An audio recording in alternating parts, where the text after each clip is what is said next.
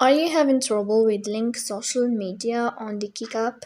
If you can't connect your social media accounts, the link isn't being saved, or your social media profile isn't appearing on your Kik profile, these tips may help. In this video, I will show you how to fix link social media on Kik app. The first thing you have to do is to go to Kik app.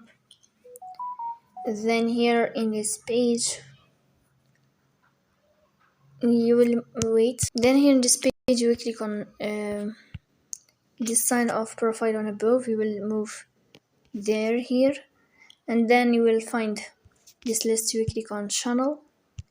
After that, you will click on pen, and here you will find social link social media, and you can add your links of your social media here, and you will click on save. So please don't forget to press the bell icon, subscribe.